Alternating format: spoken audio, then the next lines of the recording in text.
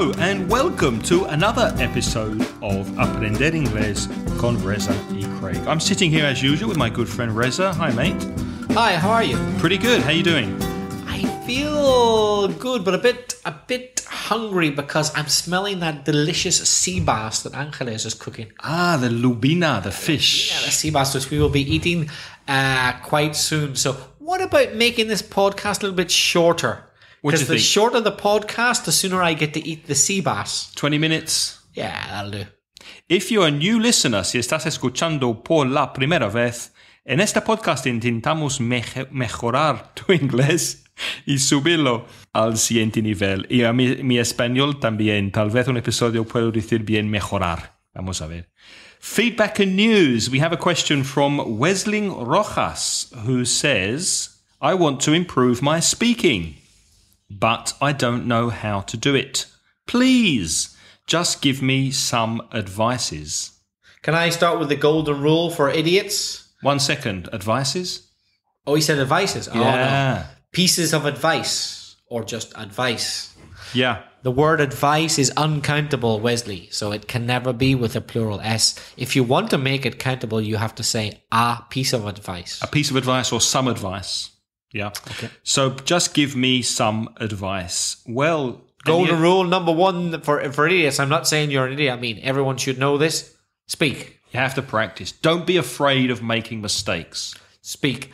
I honestly do come across students who say, I want to improve my speaking. I say, well, do you speak? They go, no, because, and I say, oh, don't be an idiot. Speak. You're going to make mistakes. You're going to say ridiculous things. There are going to be times when nobody understands you. There are going to be times when people laugh at you because you've said something funny which you didn't intend to say. But I'm afraid that's bad luck. You have to speak. You can't make an omelette if you don't break a few eggs. No puedes hacer una tortilla si no rompes algunos huevos. Mm-hmm. You have to try. But who can you speak to, Craig? Good question. Well, obviously, the expensive and best solution is to go on a plane and fly to an English-speaking country, somewhere like the UK or America, Canada, Australia, anywhere that's near to where you're listening to this podcast that you can go and immerse yourself totally in the language is the best solution. But, of course, many people are working. Maybe they don't have the money or resources and they can't do this. So one possibility is find English people in your area. And if you live in Spain, for example, there are areas of Spain like the Costa Blanca, in Andalusia in the south. There are groups of expatriates who live in communities and they go to the same bars and restaurants. So you can find these places, go to a quiz night, go to a social event and open conversation, entablar conversación with English speakers. Mm-hmm. That's a very good idea, Craig. Another possibility is to go to a language exchange, un intercambio. Right. They're often organized in cafes or pubs or social clubs. And what happens in a language exchange, un intercambio? You find someone who speaks English as their first language, and you then will speak your language, which for you will be Spanish. And there are different ways of doing it. Some people decide, okay, let's speak only in English for half an hour and then only in Spanish for half an hour. Okay. Or it could be 5 minutes English, 5 minutes Spanish, 5 minutes English, 5 minutes Spanish, 5 minutes English, 5 minutes Spanish. Or it could be 1 week, all English. The other week, only Spanish. Whatever.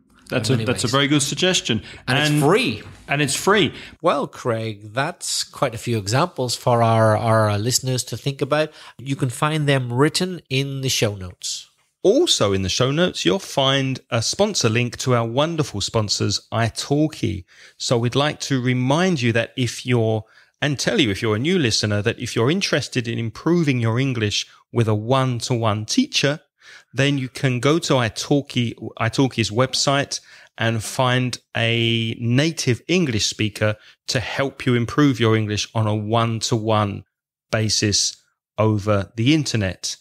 It's very convenient. You can study when you want to at your home.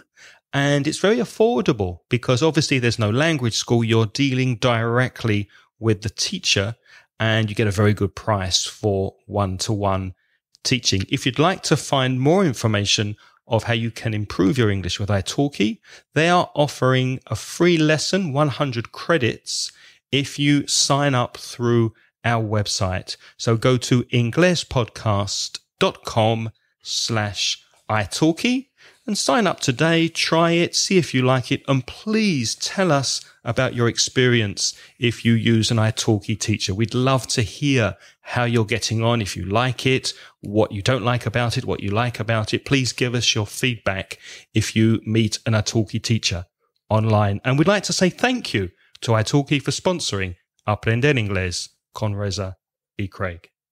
Any other ideas? Not a new idea, but I'd just like to specify what we said earlier about the best way is to speak to a native speaker. Mm-hmm. Okay?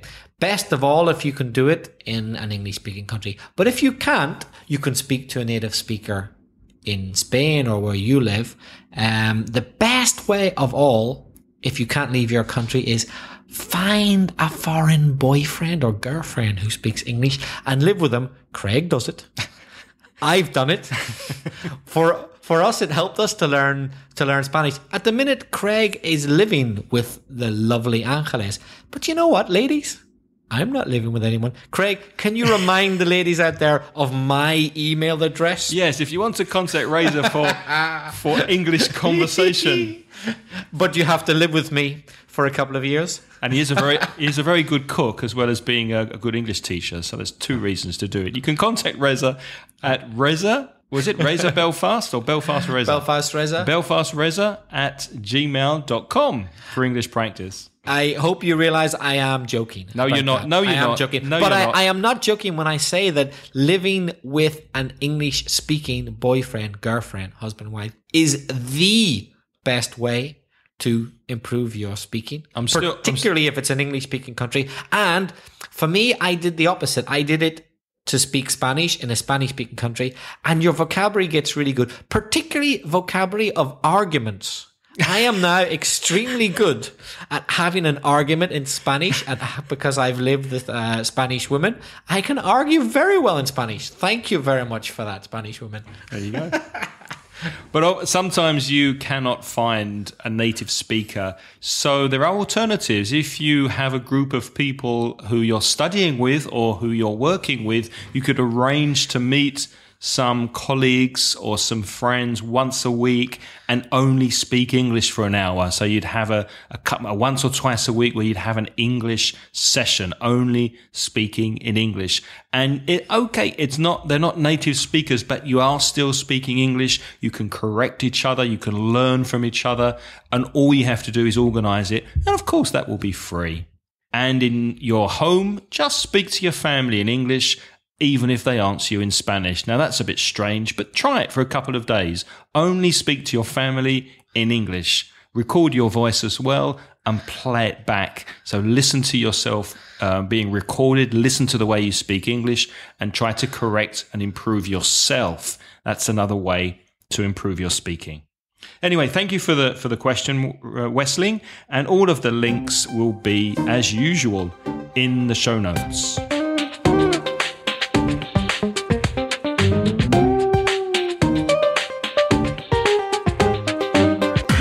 So, moving on to grammar, and Reza, you're going to speak about the difference between too and enough. T-O-O, too and enough. Demasiado. Yes.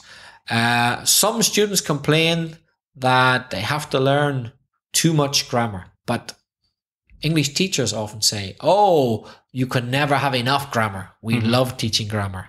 What do you think about that? Well, I don't enjoy teaching grammar, so I think you can have too much grammar. So too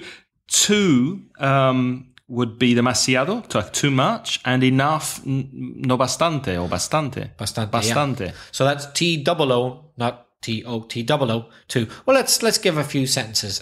Craig, I dress very badly, as you know, because good clothes are too expensive for me. Mm-hmm. Designer clothes, ropa de marca, they're too expensive or too dear. Demasiado caro para mí. Too dear. I put the word too before the adjective dear or expensive. So too goes before adjectives. It also goes before adverbs. I can't understand you. You're speaking too quickly. Demasiado rápidamente. She drives too fast. Too fast. Example. Also rápidamente. Yeah. It doesn't look like an adverb, but it is. Fast is an adverb. So too goes before an adjective or an adverb. You're too kind. Oh, thank you. Now, enough goes after adjectives. Imagine it's winter in Britain. So it's snowing outside, very cold. You're in my house. And exactly. Are you warm enough? Are you warm enough? ¿Tienes bastante calor? ¿Estás bastante calentito aquí? Is your coffee strong enough? Exactly. So we're putting strong or warm, those adjectives, before the word enough. And enough means bastante. Okay? Enough often goes with a negative, no bastante. Imagine I say to you, are you warm enough? And you say, no, actually, I'm a little bit cold.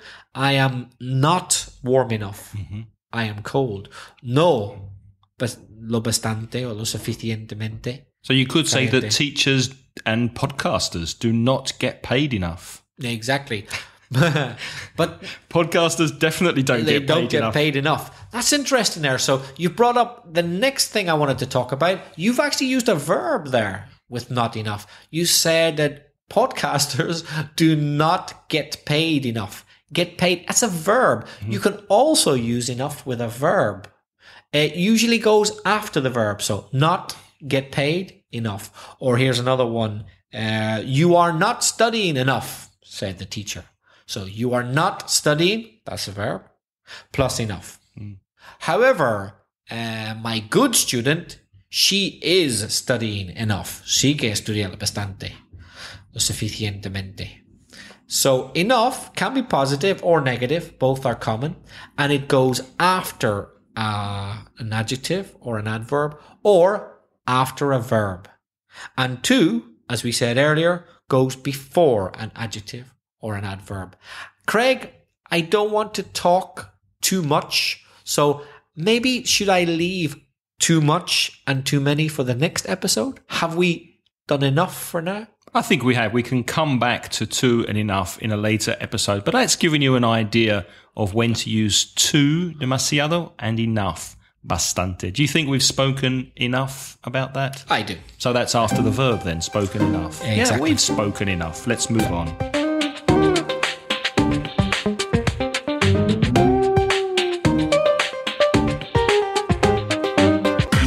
In the vocabulary section this episode, we could speak about religion.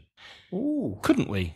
Yes. Religion. We better be careful what we say, though. We will be careful. It's a controversial topic, We'll only look at the vocabulary and we will express no opinions because it's a very delicate subject. Religion is the noun, of course, and religious is the adjective. So a religious person follows religion. So let's first look at different religions.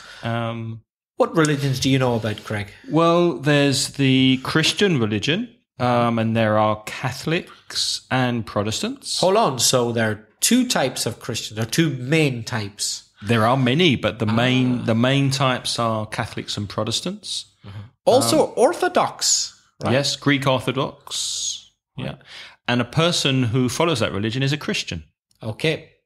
Catholics and Protestants, they're more or less the same, yeah? For example, if you live in Northern Ireland and you're a Catholic or a Protestant, it's no big deal. They're very friendly, aren't they? Friendly. they get on very well. Llevan bien los dos. In most places, in Northern Ireland, perhaps not always as they should. Yeah. What about, you're from England. Is England a largely Catholic or Protestant country? Well, it's mainly Protestant, but it's a multicultural society these days. So, of course, you have Protestants, you have Catholics, you have Jews who follow the religion called Judaism, and you have Muslims who follow the religion called Islam. So, if you follow Christianity, you're a Christian. Right. If you follow... if you're a Muslim, what religion do you follow? Islam. So the word for the person is Muslim, but the religion is Islam. And the adjective is Islamic. So it's an Islamic faith. And faith is faith. And faith is something you have. So faith is a noun, and you have faith. It's something you have, que tienes. You have faith in God. You have faith in your religion. So a Muslim follows Islam, a Christian follows Christianity. What about the name for the people who follow Judaism? Jews. Can you spell that? Jews. Jews, or Jewish people, but Jews is the common term. Now, the verb for rezar, you know. Yeah, my favorite Spanish word is, if you translate from English, the imperative, pray. Reza. Reza. Or reza. Which is your name. Great word, isn't it? Yeah. Reza. That's a great word. Pray. So in English, to pray. And perhaps it'll be interesting to look at where these different religions pray. Let's start with one we haven't mentioned yet. Where do Hindus pray? That's a good question. Hindus pray in a temple? A Hindu temple. A Hindu temple, you're right. Although temple could be used for many religions, because I know that in American English, a temple is where Jews pray. Although in the UK, it's called a synagogue, which has a difficult spelling, synagogue. So synagogue is sometimes called a temple in the US. And Hindus follow Hinduism, which is a religion which is found mostly in India. Can you think of another religion we haven't mentioned yet, which was born in India? Buddhism. Yes. And a person who follows Buddhism is a Buddhist. Yes. Can you spell Buddhist? Buddhism. Buddhism. That's it, double D. Buddhism started in India, but it's more common in certain other countries now. What countries have a lot of Buddhists? Japan has a lot of Buddhism. A lot of Buddhists. And countries like Thailand, Laos, Cambodia, they have a lot of Buddhists. What about China? China has some Buddhists and some Christians and quite a few, is it Maoists?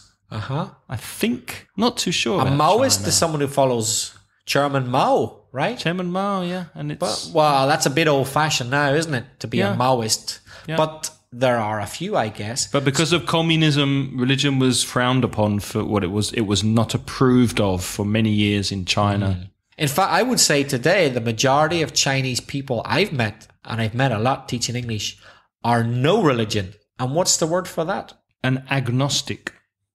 Or an atheist. Or an atheist. What's the difference between agnostic and atheists? I think an agnostic is someone who is not sure or not convinced that there is a God. So they're waiting for proof. Están esperando pruebas para ver sí o no. They haven't decided yet, so they don't follow any religion. And an atheist says absolutely not, God does not exist. They've decided, Yeah. The spelling of atheist could be tricky for some Spanish listeners. Can you spell it? Atheist. Atheist. And agnostic, agnostic. How would you describe yourself? What religion? Agnostic. Agnostic. I haven't decided yet. Me too, actually. I'm waiting for proof. So where do these people pray? Well, I'm sure you know that Christians pray in a church. A church. Be careful of the vowel sound. That's like nurse or turn. Church. Where do Muslims pray? In a mosque. Mosque. That's it. What about I always Jews? confuse the Spanish word for mosque with the Spanish word for mosquito. So mosque is mezquita. A mosquito is mosquito.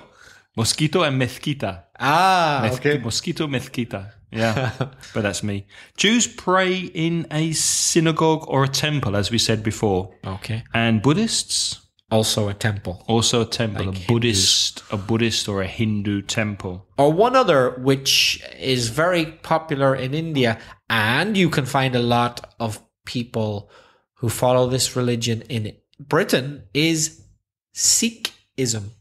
Sikhism, yeah. If you're a Sikh, That's S-I-K-H.